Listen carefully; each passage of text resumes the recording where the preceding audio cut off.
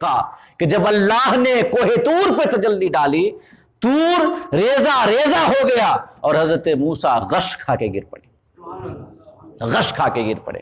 اللہ رب العزت نے جواب دیا ہوگا کہ موسیٰ گھبرا مت، ان قریب ہم ایک ذات بھیجنے والے ہیں، انسانوں کے بیچ ایک ذات بھیجنے والے ہیں، اور وہ ذات ہماری ذات و صفات کی مظہر ہوگی اور ہماری چلتی پھرتی آئینہ کی حیثیت ہوگی اس کی، جو اسے دیکھے گا گویا مجھے دیکھے گا۔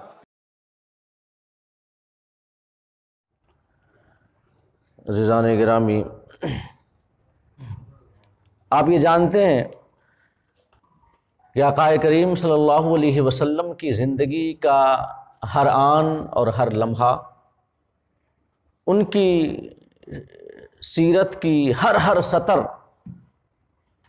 ہمارے لیے بے شمار پیغامات رکھتی ہے کہ اگر ان پہ عمل کیا جائے تو ہمیں دنیا آخرت کی کامیابیاں حاصل ہوں گی۔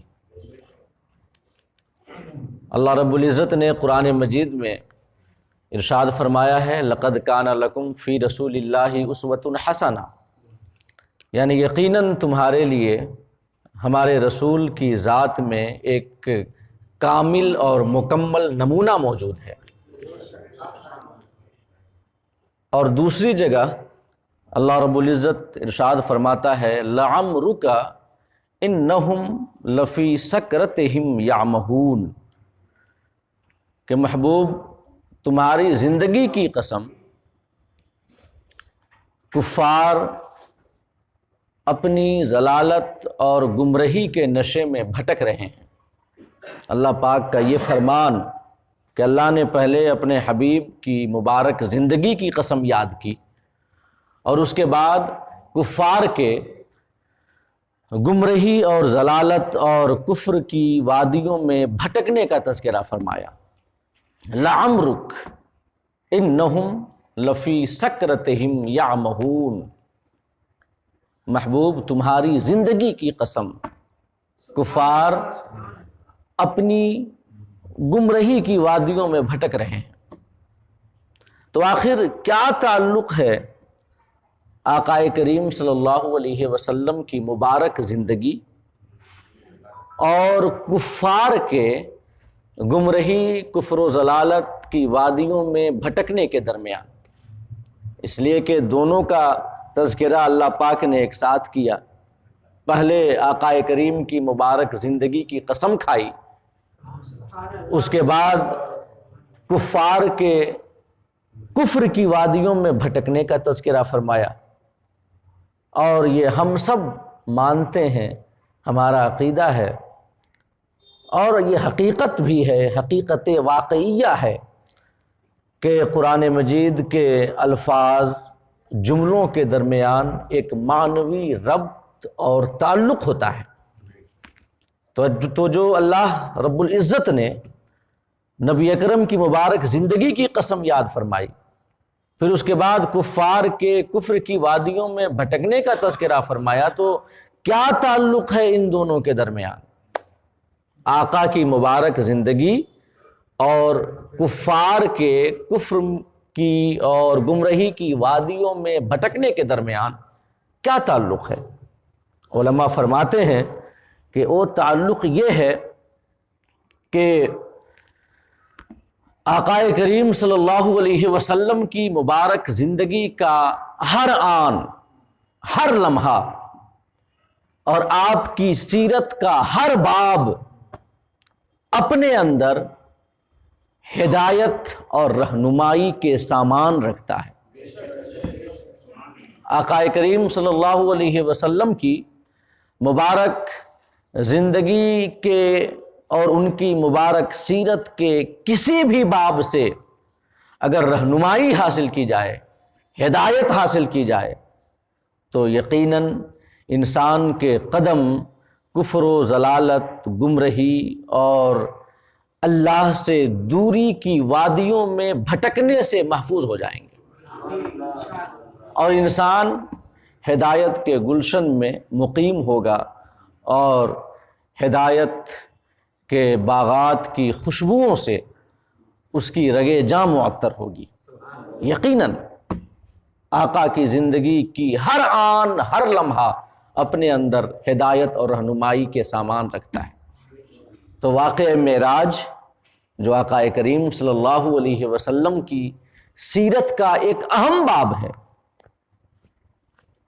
وہ واقعہ معراج جو کہ عروج انسانی کی تاریخ میں ایک عظیم حیثیت رکھتا ہے، وہ واقعہ معراج کہ جس کے بعد انسانی ترقی اور عروج کی نئی داستانیں رقم کی گئیں، جو کہ ہمارے آقا کی سیرت کا ایک روشن پہلو ہے۔ یقیناً وہ بھی ہمارے لیے اپنے دامن میں بے شمار ہدایات اور رہنمائی کے سامان رکھتا ہے، اور ضرورت ہے کہ ہم آقا کی سیرت اور آپ کے کردار سے رہنمائی اور ہدایت کو اخذ کر کے اپنی حرز جاں بنائیں، تاکہ ہم دین و دنیا کی کامیابیاں حاصل کر سکیں۔ تو آج میں انہی پیغامات کے حوالے سے کچھ باتیں عرض کروں گا جو واقعہ معراج اپنے دامن میں رکھتا ہے، واقعہ معراج جو ہمیں سبق دیتا ہے، واقعہ معراج جو ہمیں تعلیم دیتا ہے۔ انہی اسباق اور تعلیمات کے حوالے سے میں کچھ باتیں آپ کے سامنے بیان کروں گا۔ اللہ رب العزت کی بارگاہ میں دعا ہے کہ ہم سب کو حق بولنے، حق سننے اور حق پہ عمل کرنے کی توفیق عطا فرمائے۔ واقعہ معراج کا جو سب سے پہلا سبق ہے وہ یہ ہے کہ نبی اکرم صلی اللہ علیہ وسلم کے ساتھ ہمارا تعلق قلبی ہو، عقلی نہ ہو۔ یہ سب سے پہلا سبق ہمیں واقعہ معراج دیتا ہے۔ آقا سے جو ہمارا رشتہ ہو وہ دل کا رشتہ ہو، قلب کا رشتہ ہو، محبت کا رشتہ ہو، عقل کا نہ ہو،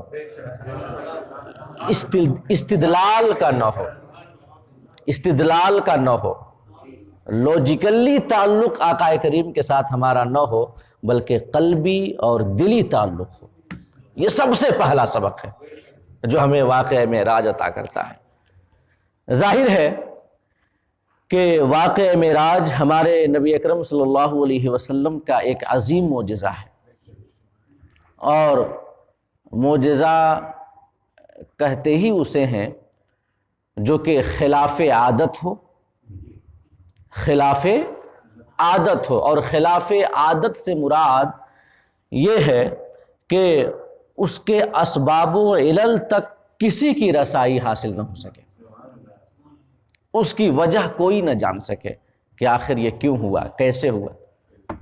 حضرت عیسیٰ علی نبینا علیہ الصلاۃ والتسلیم کو اللہ رب العزت نے یہ معجزہ عطا کیا تھا کہ جب وہ کسی مادرزاد اندھے، مادرزاد سفید داغ والے، مادرزاد کوڑ کے مرض والے، یا کسی مادرزاد گونگے کو جب اعجاز مسیحائی کے ساتھ دم کرتے تھے تو آپ کے دم کرنے کی دیر ہوتی تھی کہ مادرزاد اندھا بینا ہو جاتا تھا، مادرزاد گونگا گویا ہو جاتا تھا، اسے گویائی کی قوت مل جاتی تھی۔ کوڑ کا مرض والا، برس کا مرض والا شفایاب ہو جاتا تھا۔ تو اگر کوئی اس کے اسباب کے پیچھے حیران و پریشان ہو اور عقل لگانے کی کوشش کرے کہ آخر اس پھونک میں کہاں سے ایسی تاثیر آئی کہ مادرزاد اندھا بینا ہو جا رہا ہے، گونگے کو بولنے کی طاقت مل جا رہی ہے، سفید داغ والے کا مرض دور ہو جا رہا ہے، کوڑ کا مرض ختم ہو جا رہا ہے، تو لاکھوں کوششیں کرتا رہے، سوچتا رہے، عقل و استدلال کے مختلف وادیوں میں حیران و پریشان پھرتا رہے، کیا کبھی اس کی عقل کی رسائی اس کے سبب تک ہو سکتی ہے؟ نہیں ہو سکتی۔ حضرت صالح علیہ السلام کی دعا سے اللہ رب العزت نے ان کے لیے ایک چٹان سے 10 ماہ کی حاملہ اونٹنی پیدا فرما دی. وہ اونٹنی چٹان سے باہر نکلی اور باہر نکلتے ہی اس نے بچہ کو جنم دیا. یہ ایک معجزہ ہے. تو ایک چٹان جس سے گھاس تک نہیں اگتا، ایک سبزہ تک نہیں اگتا، اس چٹان سے ایک 10 ماہ کی حاملہ اونٹنی پیدا ہو گئی. کوئی اس کے اسباب کا پتہ لگانا چاہے کبھی پتہ لگا سکتا ہے؟ ہرگز نہیں لگا سکتا. تو معجزہ کہتے ہی اسے ہیں جو خلاف عادت ہو، اور خلاف عادت سے مراد یہ ہے کہ اس کے سبب تک، اس کی علت تک، اس کی رسائی، وہ کسی کی رسائی نہ ہو سکے، کوئی نہ سمجھ پائے کہ یہ ہوا کیسے. حضرت موسیٰ علی نبینا علیہ الصلوۃ والتسلیم جب جادوگر آپ کا مقابلہ کرنے آئے تھے تو سب نے، جو جادوگر اپنے ساتھ رسیاں لے کر کے آئے تھے، انہوں نے وہ رسیاں پھینکی تو وہ چلتے پھرتے سانپوں کی شکل میں نظر آنے لگ گئیں. وہ رسیاں وہ نظر آنے لگ گئیں، حالانکہ وہ تھی نہیں، وہ رسیاں ہی تھیں، سانپ نہیں تھیں. یہ ایسا لگنے لگ گیا، دکھنے لگ گیا کہ سانپ دوڑ رہے ہیں. تو بتقاضائے بشریت حضرت موسیٰ علیہ السلام کو کچھ خوف کا احساس ہوا.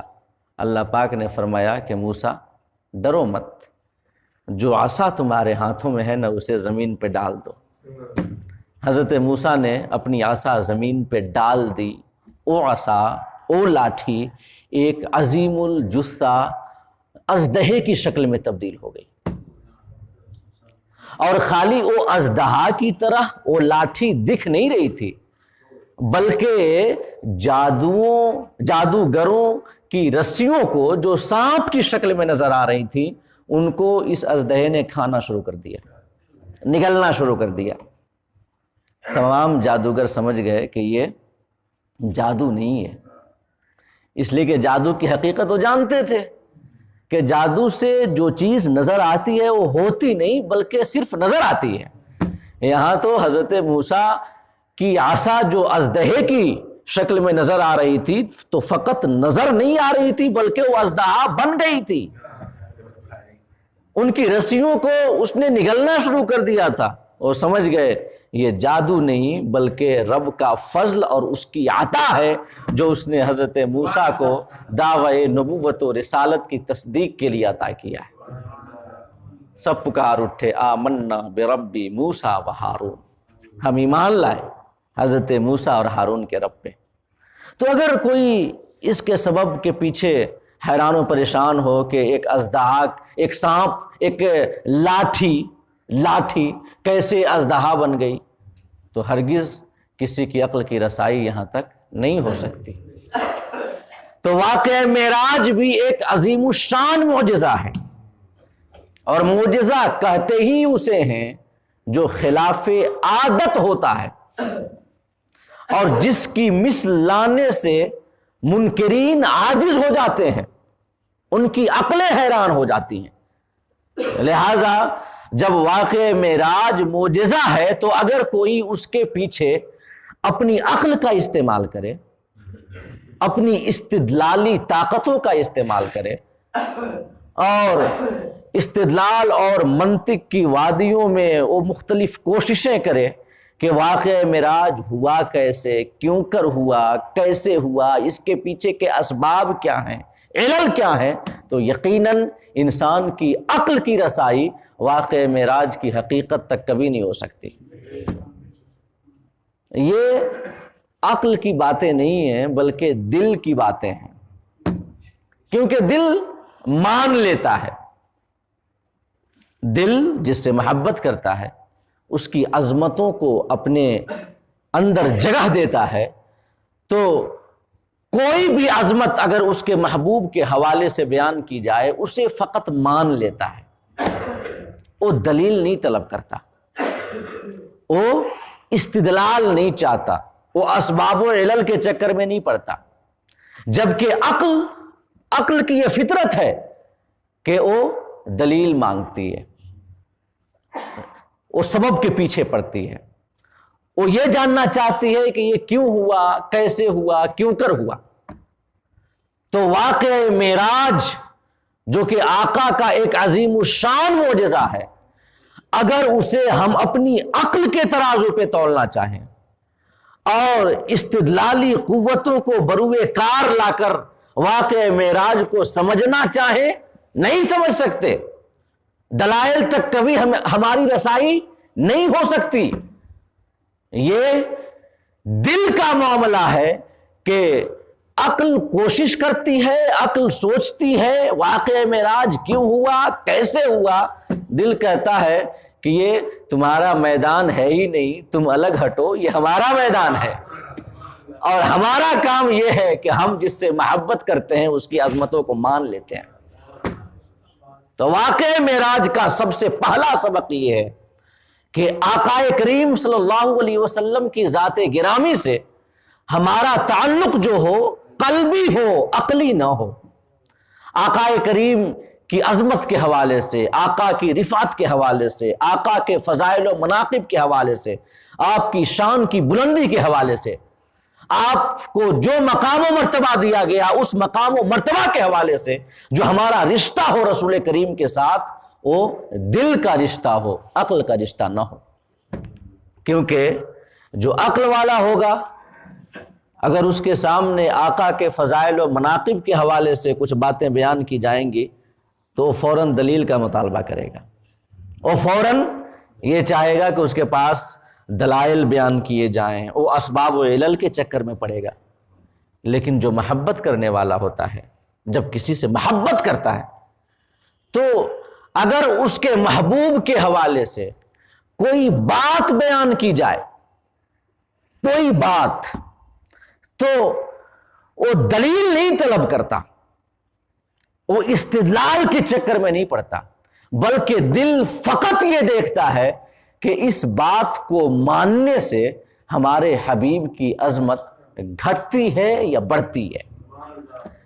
اگر گھٹتی ہے دلائل کے انبار لگا دو، وہ کبھی نہیں مانے گا۔ اگر شان گھٹتی ہے دلائل کے انبار لگا دیں، دل کبھی نہیں مانے گا، اور اگر شان بڑھتی ہے کوئی دلیل نہ ہو مان لے گا۔ اس لیے کہ محبت کے اصول نرالے ہوتے ہیں، دلی تعلق کے قاعدے الگ ہوتے ہیں، ہے کہ نہیں؟ اس حوالے سے آقا کریم صلی اللہ علیہ وسلم کی ایک حدیث ہمیں یاد آتی ہے۔ آقا فرماتے ہیں حبک الشیء یعمی و یصم، کہ انسان جب کسی سے محبت کرتا ہے تو اندھا اور بہرا ہو جاتا ہے۔ آقا کا فرمان ہے۔ کیا مطلب ہے؟ کیا آنکھوں سے جو بینائی کی قوت ہے وہ ختم ہو جاتی ہے؟ کانوں سے سننے کی طاقت زائل ہو جاتی ہے؟ ایسا نہیں ہے، بلکہ نبی کریم صلی اللہ علیہ وسلم کے فرمان کا مفہوم یہ ہے کہ جب انسان کسی کے ساتھ محبت کرتا ہے اور کسی کے ساتھ اس کا قلبی تعلق ہو جاتا ہے تو اس کی عقل، اور عقل میں دیکھنے کی جو طاقت ہے، سننے کی جو طاقت ہے، عقل کی قوتیں اس محبوب کے حوالے سے ختم ہو جاتی ہیں۔ محبوب کے حوالے سے وہ اپنی عقل کا استعمال نہیں کرتا، بلکہ فقط دل کی باتیں مانتا ہے، دل کی باتیں۔ اگر کسی چیز کو ماننے سے اس کے حبیب کی عظمت بڑھتی ہے، مان لیتا ہے، کوئی دلیل نہ ہو، اور اگر کسی چیز کو ماننے سے اس کے حبیب کی عظمت گھٹتی ہے، نہیں مانتا ہے اگرچہ لاکھوں دلیل۔ واقعہ معراج کے بعد جو واقعات رونما ہوئے ذرا اس پہ غور کریں کہ جب آقا کریم صلی اللہ علیہ وسلم شب معراج سفر عظمت سے واپس آئے، سفر معراج سے واپس آئے، صبح ہوئی، آپ نے اپنی قوم کے سامنے یہ اعلان کیا کہ لوگوں، کل رات اللہ رب العزت نے مجھے یہ شان عطا کی کہ میں حتیم کعبہ میں آرام کر رہا تھا کہ جبریل امین آئے، براق پہ سوار کرایا، بیت المقدس گیا، وہاں میں نے انبیاء کی امامت کرائی، پھر اس کے بعد پہلے، دوسرے، تیسرے آسمان، چوتھے، ساتویں آسمانوں سے بھی اوپر، عرش و کرسی سے بھی اوپر، لامکاں کی وسعتوں تک گیا، رب کی بارگاہ خاص میں حاضر ہوا، بلا حجاب رب کا دیدار کیا اور اس کے کلام کو سنا۔ یہ شرف مجھے گزشتہ رات حاصل ہوا۔ جب آپ نے اپنی قوم کے سامنے یہ بیان کیا تو ظاہر ہے کہ آقا کے زمانے میں بھی کچھ تو عقل والے تھے، کچھ دل والے تھے، ہے کہ نہیں؟ یہ دو گروہ ہر زمانے میں موجود رہے ہیں۔ آقا کے زمانے میں بھی موجود تھے، عقل والے اور دل والے۔ جو عقل والے تھے انہوں نے تو ماننے سے انکار کر دیا۔ یہ کیسے ہو سکتا ہے؟ رات کے ایک مختصر سے لمحے میں، اور اس وقت ایسا تو ہے نہیں کہ کوئی یہ فضائی سفر کرنے کی مشین ایجاد ہو گئی تھی کہ وہ تو فضا میں سفر کرنے کے تصور سے ہی آ رہی تھے، وہ اس بات کا تصور ہی نہیں کر سکتے تھے کہ کوئی فضائی سفر کر سکتا ہے۔ اور اس میں تو کئی سارے معجزات تھے، ایک لمحے میں تمام سفروں کا مکمل ہو جانا، ایک لمحے میں بیت المقدس چلا جانا، پھر اس کے بعد آسمانی سفر پہ جانا، کئی معجزے تھے اس کے اندر، کئی دعوی تھے آقا کریم صلی اللہ علیہ وسلم کے۔ تو جو عقل کے پرستار تھے، جو عقل والے تھے، جن کا تعلق آقا سے قلبی نہیں تھا بلکہ عقلی تھا، وہ انکار کر بیٹھے۔ یہ کیسے ہو سکتا ہے؟ ہرگز نہیں ہو سکتا۔ عقل کے پرستاروں کا جو سرگنا تھا ابو جہل، وہ بھاگا بھاگا پہنچا اس ذات کے پاس جو دل والوں کا سردار تھی۔ بھاگا بھاگا پہنچتا ہے اس ذات کے پاس جو دل والوں کا سردار تھی، جس کا تعلق آقا کریم کے ساتھ عقلی نہیں تھا بلکہ قلبی تھا، جو آقا کے حوالے سے عقل سے نہیں سوچتا تھا بلکہ دل سے سوچتا تھا، یعنی اشرف البشر، افضل البشر بعد الانبیاء، ہم سب کے آقا و مولا حضور سیدنا ابو بکر صدیق رضی اللہ تعالیٰ عنہ کی بارگاہ میں حاضر ہوا، اور آگے کہتا ہے کہ ابو بکر آپ تو سمجھ بوجھ والے ہیں، مطلب پہلا ہی جملہ دیکھیں، آپ تو عقل والے ہیں۔ اسے کیا پتا تھا کہ وہ جس ذات کے حوالے سے بات کرنے گیا ہے اس ذات کے حوالے سے ان کی عقل کوئی کام ہی نہیں کرتی، ان سے ان کا تعلق دل کا ہے، عقل کا ہے ہی نہیں۔ کہتا ہے آپ تو عقل والے ہیں، بتائیں تو اگر کوئی یہ دعویٰ کرے کہ میں رات کے مختصر سے حصے میں بیت المقدس تک گیا، پھر آسمانی سفر پہ گیا، رب کی بارگاہ خاص تک پہنچا اور ہم کلام ہوا اپنے رب سے، مجھے یہ شرف حاصل ہوا، پھر واپس آیا، جب واپس آیا تو بستر گرم تھا، زنجیر ہل رہی تھی، وضو کا پانی بہہ رہا تھا، بتائیں یہ دعویٰ اگر کوئی کرے تو کیا آپ اسے ماننے کے لیے تیار ہیں؟ تو حضرت ابوبکر صدیق رضی اللہ تعالیٰ عنہ جواب دیتے ہیں کہ یہ تو ڈیپینڈ کرتا ہے اس پر کہ یہ دعویٰ کر کون رہا ہے، یہ دعویٰ ہے کس کا، ذرا بتائیں آپ کون ایسا دعویٰ کر رہا ہے؟ ابو جہل کہتا ہے کہ آپ کے صاحب محمد صلی اللہ علیہ وسلم یہ دعویٰ کر رہے ہیں۔ تو حضرت ابوبکر صدیق رضی اللہ تعالیٰ عنہ نے بڑا ایمان افروز جواب دیا کہ یقیناً اگر کوئی عام شخص ایسا دعویٰ کرے تو عقل نہیں مانتی، عقل یہ فیصلہ کرتی ہے کہ ایسا نہیں ہو سکتا، لیکن جو ذات ایسا دعویٰ کر رہی ہے ان کے حوالے سے ہم نے جو سودا کیا ہے ان کے ساتھ وہ عقل کا ہے ہی نہیں بلکہ دل کا ہے، اگر ان کا یہ دعویٰ ہے تو ہم من وعن سے تسلیم کرتے ہیں۔ تو ابو جہل کہتا ہے کہ آپ کیسے مان سکتے ہیں، کیسے مان سکتے ہیں، یہ تو بڑی عجیب بات ہو گئی، آخر یہ ہو کیسے سکتا ہے؟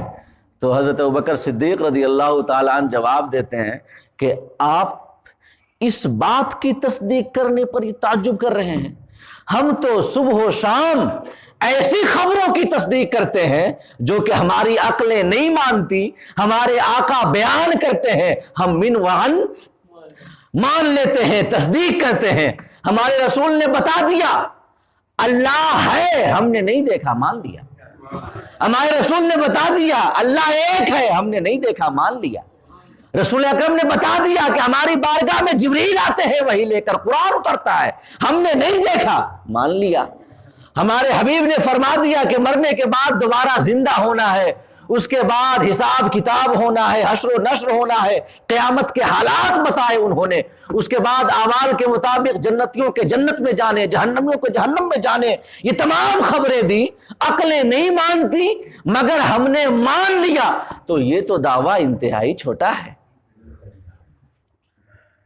ہم اس سے بڑی بڑی خبروں کی تصدیق کرتے ہیں ان کی جانب سے، اور جو بیان کرتے ہیں دن رات تصدیق کرتے ہیں، تو یہ کون سی بڑی بات ہے؟ تو ابو جہل حیران و پریشان ہو کر کے وہاں سے واپس پلٹ آیا۔ اس کے بعد حضرت ابوبکر صدیق رضی اللہ تعالی عنہ آقا کریم کی بارگاہ میں حاضر ہوتے ہیں اور عرض کرتے ہیں یا رسول اللہ، گزشتہ رات اللہ رب العزت نے آپ کو جو سفر معراج عطا کیا، یہ غلام بھی چاہتا ہے کہ ہم بھی اس کی تفصیلات سنیں۔ تو ظاہر ہے چھپایا تو غیروں سے جاتا ہے، چھپایا تو غیروں سے جاتا ہے یا نااہل سے جاتا ہے، کہ جو اہل نہ ہو تمام تفصیلات کو سمجھنے کا۔ اور حضرت ابوبکر صدیق رضی اللہ تعالی عنہ کی اہلیت سے کسے انکار ہو سکتا ہے؟ ایک بار آقا کریم صلی اللہ علیہ وسلم نے پوچھا حضرت ابوبکر سے کہ ابو بکر تمہیں یاد ہے وہ الستو والے وعدہ کا دن،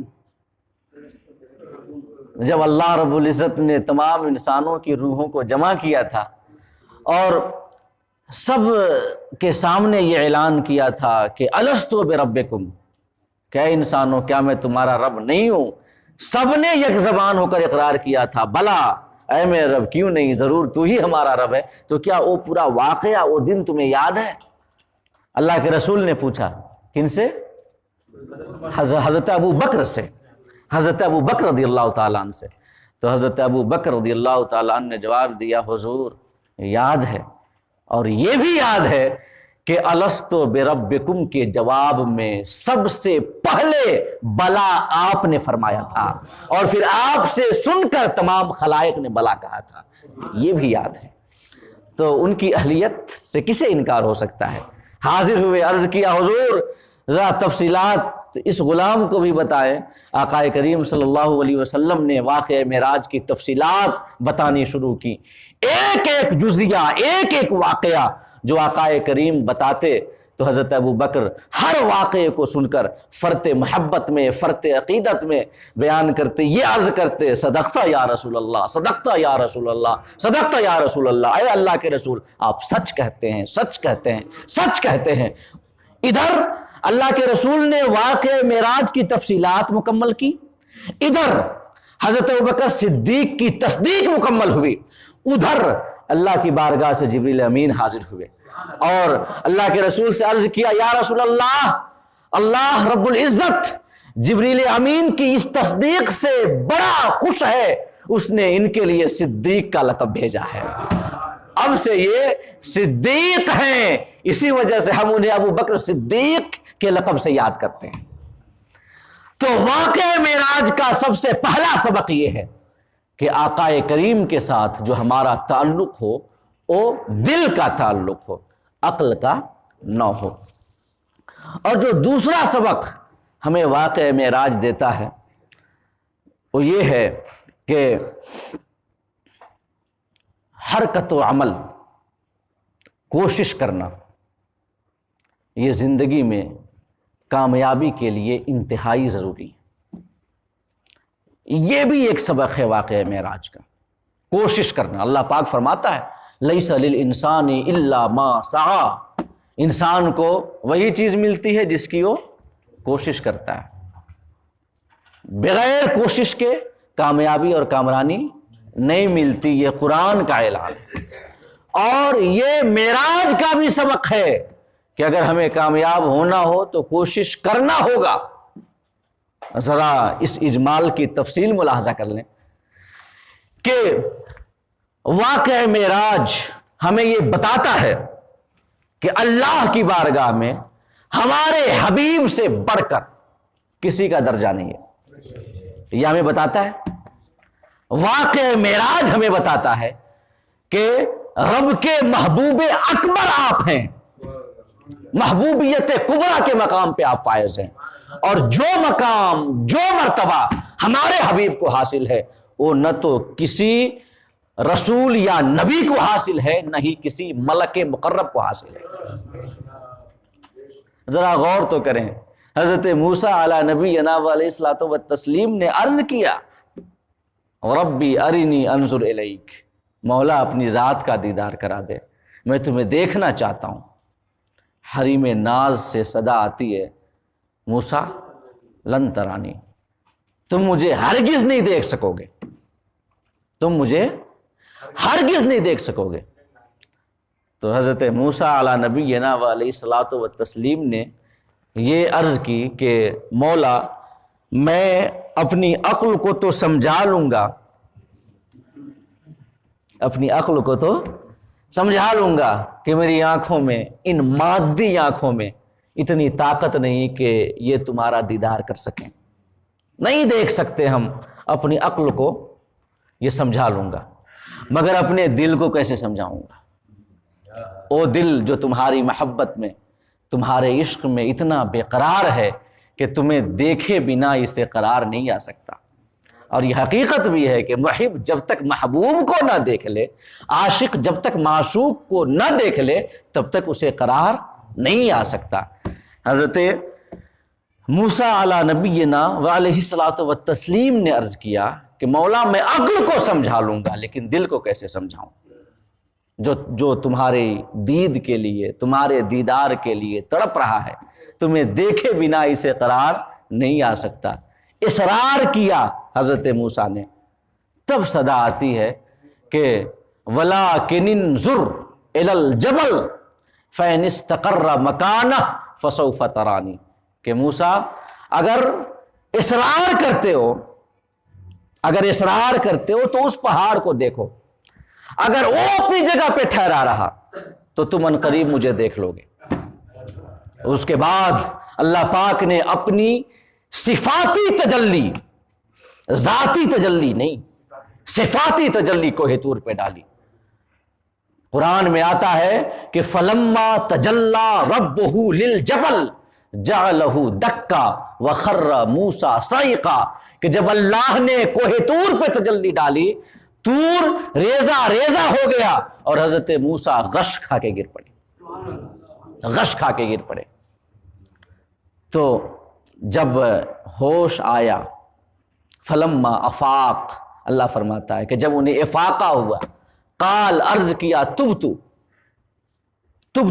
کہ مولا میں توبہ کرتا ہوں, میں نے جان لیا اور مان لیا کہ اگر کوئی شخص تمہیں دیکھنا چاہے تو اس کی مادی آنکھوں میں یہ طاقت نہیں کہ اس کی ذاتی تجلی, تمہاری ذاتی تجلی تو دور, تمہاری صفاتی تجلی کو بھی کوئی نہیں دیکھ سکتا.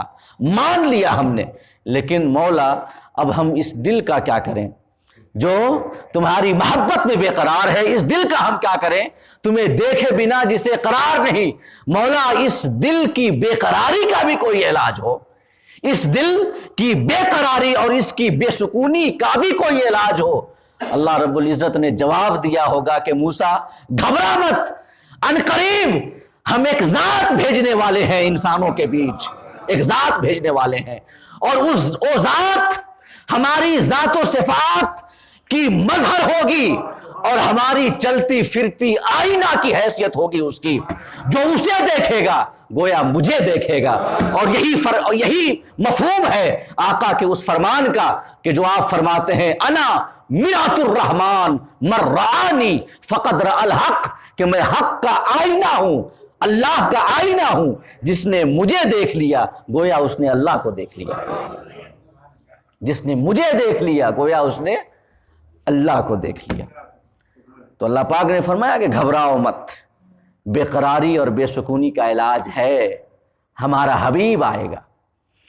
تو حضرت موسیٰ نے عرض کیا ہوگا کہ مولا جب وہ آئیں گے تو وہ تو زمانہ کافی دور کا ہے، وہ تو زمانہ کافی دور کا ہے، اور ہر غیب ہر نبی کے پیش نظر ہوتا ہے۔ تو حضرت موسیٰ یہ بھی جانتے تھے کہ ہماری حیات ظاہری اتنی لمبی نہیں ہے کہ میں ان کی اس حبیب اور اس دل کے درد کے درما کے آنے تک ہماری حیات ظاہری رہے گی۔ یہ انہیں پتا تھا کہ اتنی لمبی یہ نہیں ہے ہماری حیات ظاہری۔ تو عرض کیا ہوگا کہ مولا تو وہ تو کافی زمانہ بھی اسے ہے۔ تو اللہ رب العزت نے یہ فرمایا ہوگا کہ موسیٰ تو گھبرا مت، تمہارے لیے ایک انتظام ہے۔ او حبیب جسے میں اپنی ذات و صفات کا مظہر عتم بنا کر بھیجوں گا، اسے میں معراج پہ بلاؤں گا، اسے میں معراج عطا کروں گا، اپنی بارگاہ خاص تک اس کی رسائی ہوگی۔ او میرا بلا حجاب دیدار کرے گا، اور جب وہ واپس جائے گا تو میں اسے 50 نمازیں عطا کروں گا، اور تمہیں راستے میں کھڑا کر دوں گا، راستے میں تمہیں کھڑا کر دوں گا، اسے 50 نمازیں دے کر بھیجوں گا، اور پھر تو نمازیں کم کرانے کے بہانے بار بار اسے بھیجتے جانا، اور جب میرا حبیب میرا دیدار کر کے اور میری ذات و صفات کا مظہر عطم بن کر کے جب واپس ہوگا تو اس کی ذات میں میری ذات کا دیدار کرتے جانا۔ اور یہی توجیہ ہے، کچھ صوفیہ نے یہی توجیہ بیان کی ہے، یہی توجیہ بیان کی ہے جو آقا کریم بار بار آئے گئے۔ اللہ رب العزت نے 50 نمازیں دی، اسے پتا تھا کہ بعد میں یہ 5 رہ جانی ہیں، تو کیوں اس نے 50 دی؟ 5 ہی کیوں نہ دے دی اس نے شروع میں؟ تو اس کے حوالے سے صوفیہ یہ فرماتے ہیں کہ جب حضرت موسیٰ نے دعا کی تھی کہ مولا میں تمہیں دیکھنا چاہتا ہوں، اور جب یہ ادھر سے جواب آیا تھا کہ موسیٰ لن ترانی، موسیٰ تم مجھے ہرگز نہیں دیکھ سکتے، تو حضرت موسیٰ نے اصرار کرتے ہوئے 9 بار ارشاد فرمایا تھا، یہ عرض کیا تھا 9 بار کہ مولا میں تمہیں دیکھنا چاہتا ہوں، مولا میں تمہیں دیکھنا چاہتا ہوں۔ چونکہ 9 بار حضرت موسیٰ کی عرض تھی، اور نبی کی دعا کبھی رد نہیں ہوتی، نبی مستجاب الدعوات ہوتا ہے۔ 9 بار عرض کی مولا میں تمہیں دیکھنا چاہتا ہوں، اللہ پاک نے ایسا انتظام کیا کہ 9 بار آقا آئے گئے رب کی بارگاہ میں، رب کا دیدار کیا، اور اس کی ذات و صفات کی مظہریت عظمیٰ پہ فائز ہو کر کے جب آقا تشریف لائے تو حضرت موسیٰ نے 9 بار ہمارے حبیب کی ذات میں رب کا دیدار کیا، اور اپنے بے قرار دل کو قرار پہنچایا، اور اپنے بے سکون دل کو سکون فراہم کیا۔ تو یہ مگر میں اس حوالے سے یہ بتانا چاہتا ہوں آپ کو کہ ذرا غور کریں کہ حضرت موسیٰ عرض کر رہے ہیں کہ مولا میں تمہیں دیکھنا چاہتا ہوں، 2 ٹوک جواب آتا ہے نہیں دیکھ سکتے، لیکن ہمارے حبیب کی یہ عظمت، یہ شان کہ فرشتوں کے سردار کو بھیجا جاتا ہے، اور ساتھ میں براق جیسی عظیم سواری بھیجی جاتی ہے کہ جبریل جاؤ اور ادب کا لحاظ رکھنا، میرا حبیب آرام کر رہا ہے۔ ایک روایت میں آتا ہے کہ حضرت ام ہانی کے گھر میں تشریف فرماتے، اللہ پاک نے حکم دیا کہ دروازے سے مت جانا، دروازے سے مت جانا یا کنڈی وغیرہ مت کھٹکھٹانا، بلکہ چھت کی جانب سے میرے حبیب کی بارگاہ میں حاضر ہونا۔ حضرت جبریل چھت کی جانب سے حاضر ہوئے، اور اللہ پاک نے حکم دے رکھا تھا میرا حبیب آرام کر رہا ہے، اس کی نیند میں خلل نہ آئے، جانا تو جگانا مت، بلکہ اپنے رخسار میرے حبیب کے تلووں سے لگا دینا، میرے حبیب کے تلووں سے لگا دینا۔ یہ ادب، یہ احترام، یہ تعظیم کا حکم دے کر اللہ پاک بھیج رہا ہے۔ تو اس سے سمجھ میں آتا ہے کہ یقیناً ہمارے حبیب صلی اللہ علیہ وسلم محبوبیت کبریٰ کے اس درجے پہ فائز ہیں کہ جس درجے تک کسی کی رسائی نہیں ہو سکتی، محبوب اکبر ہے رب کے ہمارے حبیب، لیکن اس کے باوجود، یہ عظمت و شان کے باوجود، محبوبیت کے اس مقام پہ فائز ہو جانے کے باوجود، اگر ہم اپنے حبیب کی سیرت طیبہ کا ملاحظہ کریں تو آقا کریم صلی اللہ علیہ وسلم کی پوری زندگی ہمیں اسلام کے لیے، اسلام کی نشر و اشاعت کے لیے، تبلیغ دین کے لیے، لوگوں کا ٹوٹا ہوا رشتہ رب سے جوڑنے کے لیے، مخلوق کا تعلق خالق سے پیدا کرنے کے لیے، آپ کی پوری زندگی جہد مسلسل اور کوشش سے ہمیں بھری ہوئی نظر آتی ہے۔ آپ نے تبلیغ کی راہ میں جو کوششیں کی اور جو صعوبتیں برداشت کی، جو تکلیفیں برداشت کی، اس کی مثال ہمیں کہیں اور نظر نہیں آتی۔ کسی نبی کے یہاں، کسی رسول کے یہاں وہ مثال، اس کی مثال نہیں ملتی ان کوششوں کی، ان صعوبتوں کی، ان پریشانیوں کی جو ہمارے حبیب نے دین کی راہ میں اور دین کی تبلیغ کی راہ میں برداشت کی۔ کون بھول سکتا ہے طائف کا وہ دن کہ جب آقا کریم گئے دین کی دعوت دینے کے لیے تو وہاں کے لوگوں نے اوباشوں کا ایک جتھا آپ کے پیچھے لگا دیا۔ وہ اوباش آپ کے پیچھے پیچھے چلتے تھے، فپتیاں کستے ہوئے، جملے کستے ہوئے، اور ساتھ ہی پتھروں کی بارش کر رہے تھے، آقا کریم پہ پتھروں سے حملہ کر رہے تھے۔ آقا کریم صلی اللہ علیہ وسلم کے جسد مبارک سے اتنا خون بہا کہ آپ کے نالین آپ کے خون سے بھر گئے۔ کون بھول سکتا ہے اسے؟ جب آقا کریم طائف سے باہر نکلے، ایک جگہ پہ آپ غمگین بیٹھے تھے۔ کس بات کا غم؟ قوم نے ستایا، قوم نے تکلیف دی، قوم نے مذاق اڑایا، اس بات کا غم نہیں تھا، بلکہ غم اس بات کا تھا کہ قوم کہیں جہنمی نہ ہو جائے، قوم کی موت کہیں حالت کفر میں نہ ہو جائے۔ غمگین بیٹھے تھے، ایک فرشتہ حاضر ہوتا ہے، پہاڑوں کا فرشتہ آقا کریم کی بارگاہ میں حاضر ہوتا ہے، عرض کرتا ہے دست بستہ، حضور ہم نے دیکھا ان کفار نے آپ کے ساتھ جو سلوک کیا، ہم نے دیکھا، مجھے رب نے آپ کی بارگاہ میں بھیجا ہے اور حکم دیا ہے کہ آپ جو کہیں میں اس پہ عمل کروں، آپ جو کہیں۔ تو اگر آپ حکم دیں تو طائف کے ارد گرد جو پہاڑ ہیں انہیں میں ملا دوں تاکہ کفار پس کے رہ جائیں۔ آقا کریم صلی اللہ علیہ وسلم، جن کو اللہ نے پوری کائنات کے لیے رحمت بنا کر بھیجا تھا، جن کے اندر ایک دل تھا جو امت کے لیے دھڑکتا تھا، جس کے اندر امت کے لیے رحمت، رافت اور محبت کے وہ جذبات تھے جس کی نظیر نہیں مل سکتی، آقا کریم نے جواب دیا کہ نہیں، میں تمہیں یہ حکم کبھی نہیں دے سکتا، کیونکہ مجھے امید ہے ان کی نسلوں میں سے کوئی ایسا پیدا ہوگا جو میرا کلمہ پڑھنے والا ہوگا، جو دین کا دم بھرنے والا ہوگا، جو مسلمان ہوگا۔ کون بھول سکتا ہے احد کا وہ دن جب آقا کریم صلی اللہ علیہ وسلم کے دندان مبارک شہید ہو گئے، دندان مبارک شہید ہوئے، آپ کا چہرہ مبارک زخمی ہو گیا۔ صحابہ نے عرض کیا، یا رسول اللہ، کفار نے حد کر دی، آپ کے مبارک چہرے کو زخمی کر دیا، آپ کے مبارک دندان کو شہید کر دیا، حضور آپ ان کے لیے بد دعا کیوں نہیں کرتے؟ بد دعا کیوں نہیں کرتے؟ تو آقا کریم صلی اللہ علیہ وسلم نے صحابہ کی اس عرض پہ جب اپنے ہاتھ اٹھائے دعا کے لیے، قربان جائے اس شان رحمت للعالمین کے مالک پر کہ جب ہمارے حبیب نے ہاتھ اٹھائے دعا کے لیے تو بد دعا نہیں کی، بلکہ رب کی بارگاہ میں عرض کرتے ہیں، مولا میری قوم کو بخش دینا کیونکہ میری قوم مجھے پہچانتی نہیں ہے، پہچانتی نہیں ہے، بخش دینا انہیں۔ اللہم اغفر لقومی فإنہم لا یعرفون، میری قوم کی مغفرت فرمانا کیونکہ وہ مجھے پہچانتی نہیں ہے۔ صحابہ نے عرض کیا، حضور ہم نے تو بد دعا کے لیے عرض کی تھی آپ سے، آپ تو دعا کر رہے ہیں۔ آپ نے فرمایا، بعثت رحمتاً ولم ابعث لعانا، میں رحمت بنا کر بھیجا گیا ہوں، دعائیں بد دعائیں کرنے والا اور لعنتیں کرنے والا بنا کر اللہ نے ہمیں نہیں بھیجا ہے۔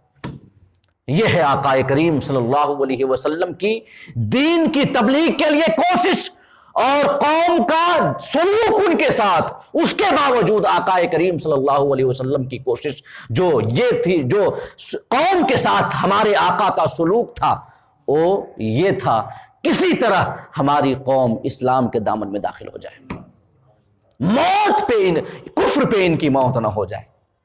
ہمارے حبیب مکرم صلی اللہ علیہ وسلم اگر آپ دعا کر دیتے تو یقیناً یہ مصیبتیں آپ کو نہیں جھیلنی پڑتی، یہ پریشانیاں آپ کو نہیں اٹھانی پڑتی۔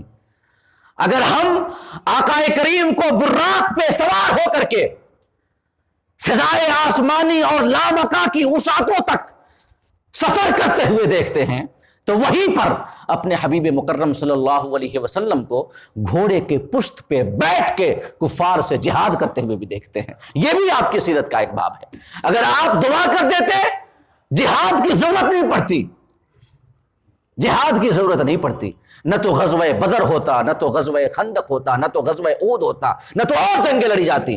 ہم نے جہاں نبی اکرم صلی اللہ علیہ وسلم کی شان کے حوالے سے ہم نے یہ پڑھا کہ آپ اپنے رب کی بارگاہ خاص تک پہنچے، وہیں پر ہم نے یہ بھی پڑھا ہے کہ جب تمام کفار ایک جٹ ہو کر مدینہ پہ حملہ آور ہوئے تھے تو آقا کریم صلی اللہ علیہ وسلم نے مدینہ کے ارد گرد خندق کھودنے کا حکم دیا اور خود اپنے پیٹ پہ 2 پتھر باندھ کر کے خندق کھودنے میں اپنے غلاموں کے ساتھ مصروف نظر آئے آقا کریم صلی اللہ علیہ وسلم۔ تو آپ کی محبوبیت، آپ کی عظمت اسے دیکھیں، اور دوسری جانب آپ کی سیرت کا وہ باب دیکھیں جو جہد مسلسل سے عبارت ہے، جو کوشش سے عبارت ہے، جو جد و جہد سے عبارت ہے، جو کفار کے ساتھ جہاد کرنے سے عبارت ہے، جو دین کی تبلیغ کے لیے لوگوں کے طعنے برداشت کرنے سے عبارت ہے، جو دین کے لیے گردن پہ اونٹ کی اوجھڑی کا بوجھ برداشت کرنے سے عبارت ہے، جو دین کے لیے پتھر کھانے سے عبارت ہے، دین کے لیے دندان مبارک کے شہید ہونے، چہرے مبارک کے زخمی ہونے سے عبارت ہے۔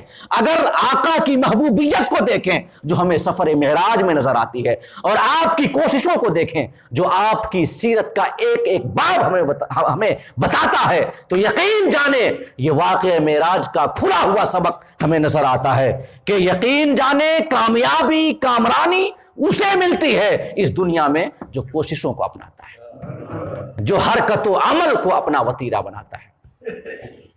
بنا کوشش کے کامیابی کا خواب دیکھنا احمقوں کی جنت میں بسر کرنا ہے۔ آقا کریم دعا کر دیتے تو کیا، اور ہم نے جو اپنے اسلاف کرام کو نبی اکرم صلی اللہ علیہ وسلم کی سیرت کے ساتھ ساتھ جو ہم نے اولیاء کی سیرتوں کا مطالعہ کیا ہے، ایک کمی یہ رہ گئی ہمارے مطالعے میں کہ ہم نے اپنے اسلاف کو محض ایک کراماتی انسان کی حیثیت سے پڑھا، ایک کراماتی انسان، ان کی محبوبیت، ان کی عظمت، ان کا مقام، ان کا مرتبہ، اور اس مقام و مرتبے کے حوالے سے جو اللہ رب العزت کی جانب سے انہیں اختیارات حاصل ہوئے، جو تصرفات حاصل ہوئے، روحانیت کی قوت ملی، اس کی وجہ سے کرامتیں سرزد ہوئیں اولیاء سے، ہم نے اس حوالے سے مطالعہ کیا۔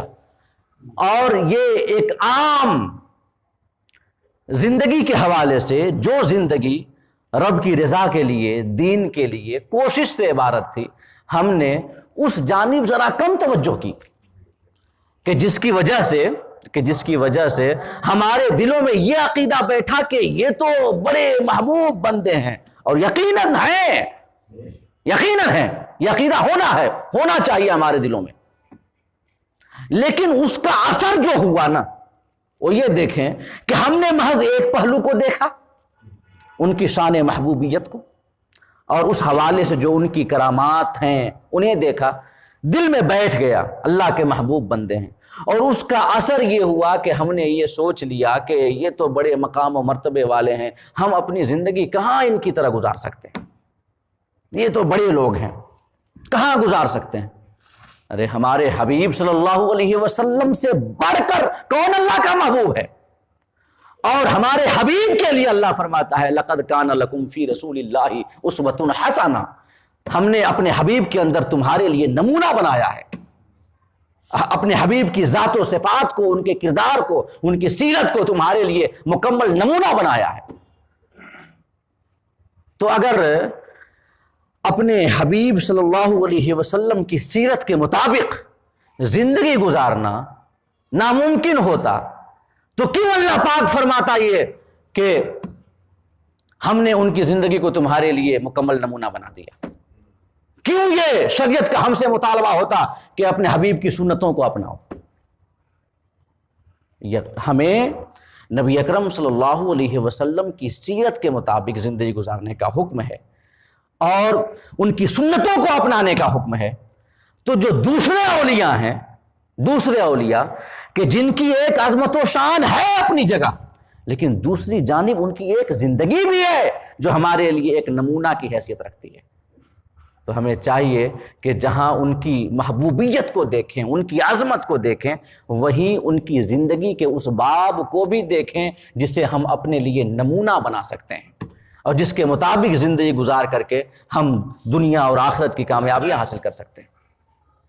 کوشش، یہ واقعہ معراج ہمیں درس دیتا ہے، اور کوشش ہی سے کامیابی حاصل ہوتی ہے۔ یہ دنیا عالم اسباب ہے، یہاں پہ کامیابی کا مدار حق و ناحق پہ نہیں ہے، سچ و جھوٹ پہ نہیں ہے۔ کامیابی کی بنیاد کوشش پر ہے۔ یہاں غلط اور صحیح اور حق و باطل پہ کامیابی کی بنیاد آخرت میں ہے کہ آخرت میں یہ دیکھا جائے گا کہ جو حق ہوگا وہ کامیاب ہوگا، جو باطل ہوگا وہ ناکام ہوگا۔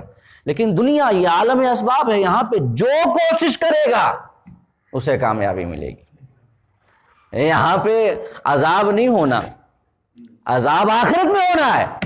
تو اگر کوئی غلط بھی ہے، غلط راستے پہ چل رہا ہے، غلط عقیدہ کو اپنائے ہوئے ہے، غلط زندگی گزار رہا ہے، لیکن اگر وہ کوشش کرے گا تو اسے کامیابی ملے گی یہاں پر۔ اور یہ معراج کا درس بھی ہے کہ یہاں پہ کوشش کی جائے۔ ہم اہل حق کے لیے ایک اخیر میں ایک اقبال کا شعر میں آپ کے سامنے بیان کرنا چاہوں گا بڑے اختصار کے ساتھ، کہ اقبال نے ایک دو نظمیں لکھی جو بڑی مشہور ہیں، شکوہ اور جواب شکوہ۔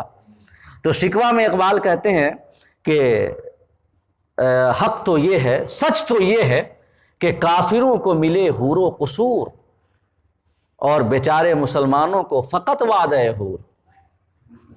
یہ اقبال شکوہ کرتا ہے۔ یہ حور تو جانتے ہیں، قصور محلات، محلات قصر کی جمع ہے، قصور محل کے معنی میں۔ تو اقبال کہتا ہے کہ سچ تو یہ ہے کافروں کو ملے حور و قصور اور بیچارے مسلمانوں کو فقط وعدہ حور۔ یہ شکوہ۔ اور جب جواب شکوہ میں اس کا جواب لکھا تو کہتے ہیں کیا کہا؟ بہرے مسلمان ہے فقط وعدہ حور، شکوے بیجا بھی کرے کوئی تو لازم ہے شعور۔ عدل ہے فاتر ہستی کا ازل سے دستور، مسلم آئی ہوا کافر تو ملے حور و قصور۔ جو قانون مسلمان اپنائے ہوئے تھے اس قانون کو تم نے چھوڑ دیا۔ تمہارے آباؤ اجداد جس قانون پر عمل پیرا ہو کے، اور وہ قانون کیا تھی؟ حرکت و عمل کا قانون، کوشش کا قانون، اپنے لیے کوششیں کرنے، اپنے لیے اپنے حق کے لیے لڑنے اور باطل کی آنکھوں میں آنکھیں ڈال کر دیکھنے اور مقابلہ کرنے کی طاقت، یہ قانون جو ہمارے اسلاف اپنائے ہوئے تھے وہ قانون ہم نے چھوڑ دیا، کفار نے اپنا لیا، کفار نے اپنا لیا، کوششوں کرنے لگ گئے۔ تو یہ اللہ رب العزت کا دستور ہے کہ عدل کیا جائے گا۔ جو قانون، جس قانون پہ چل کے تمہارے آباء و اجداد کامیاب و کامران ہو رہے تھے، جب اسی قانون کو کفار نے اپنا لیا، اختیار کر لیا، تو ہم اسے دے رہے ہیں، انہیں دے رہے ہیں کامیابی۔ کفار کو کامیابی اور کامرانی مل رہی ہے اور تم نے چھوڑ دیا وہ قانون، تو ناکامی تمہارا مقدر ہو رہی ہے۔ تو اقبال کہتا ہے کہ کیا کہا؟ بہرے مسلمان ہے فقط وعدہ حور، شکوے بیجا بھی کرے کوئی تو لازم ہے شعور۔ عدل ہے فاتر ہستی کا ازل سے دستور، مسلم آئی ہوا کافر تو ملے حور و قصور۔ تو یہ دو تعلیمات جو واقع معراج کے حوالے سے ہمیں ملتے ہیں، میں نے اختصاراً آپ کے سامنے عرض کیا۔ اللہ رب العزت کی بارگاہ میں دعا ہے کہ ہمیں اپنے حبیب کی سیرت پہ عمل کرنے کی توفیق عطا فرمائے اور ہمارے قلوب کو اپنے محبوب اور محبوبوں کی محبت سے منور و مجلہ فرمائے. آمین. وآخر دعوانا ان الحمد للہ رب العالمین.